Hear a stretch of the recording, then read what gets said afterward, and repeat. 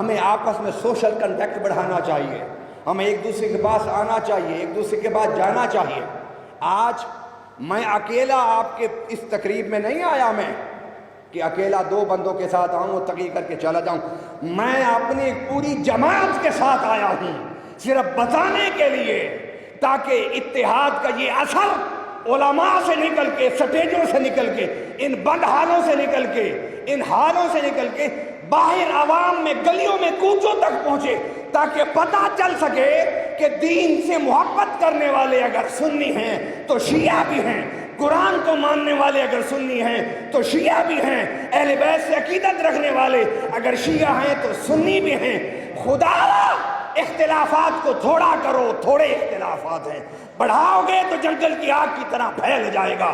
آج کراچی سے پشاور تک آگ لگی ہوئی ہے چند لوگوں کی باتوں کی، میں اس کی بھی مذمت کرتا ہوں، اور شیعہ سٹیج سے بھی درخواست کروں گا کہ آپ ان کی باتوں کا مت جواب دیں، مت جواب دیں، مت جواب دیں۔ آپ اپنے کام پر توجہ رکھیے، امت کو جوڑنے کی محنت کو جاری رکھیے۔ مجھے بھی اس کراچی کی کانفرنس کی صدائیں میرے کان میں بھی گونجی ہیں۔ یاد رکھیے، ہم سنی ہوں یا شیعہ ہوں، ہم ایک محلے میں رہتے ہیں، ہم ایک وطن میں رہتے ہیں، ایک صوبے میں رہتے ہیں، ایک شہر میں رہتے ہیں، ایک علاقے میں رہتے ہیں۔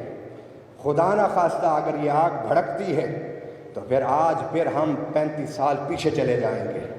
خدا کے لیے انہی لڑائیوں اور جھگڑوں کی وجہ سے آج سیکولر طاقتیں ہمارے سر پر یہ تاج سجاتی ہے کہ ملک کو ہم نے برباد کیا۔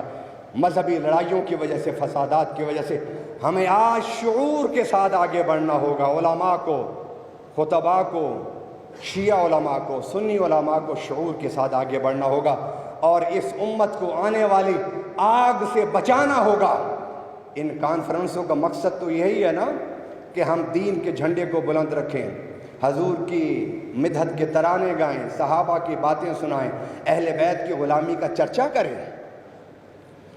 بس میں پھر بات کو 2 پوائنٹ میں نے رکھے کہ ایک تو آپ لوگوں کی ذمہ داری ہے کہ آپ کے پاس قانون ہے، آپ کے پاس انتظامیہ ہے، ججز تشریف فرما ہے۔ میری ان سے ریکویسٹ ہے کہ وکلاء محلوں میں نظر رکھیں کہ جو فرقہ واریت کی بات کرتا ہے ان کو زبان سے سمجھائیں، نہیں تو پھر قانون سے سمجھائیں ان کو۔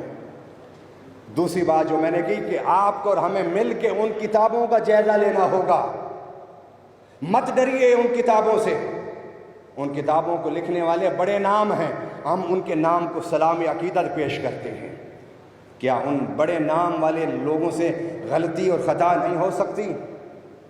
یہاں تو بات ہوتی رہی، اس ملک میں بات ہوتی رہی کہ سیدہ خاتون جنت نعوذ باللہ خطا پر تھیں۔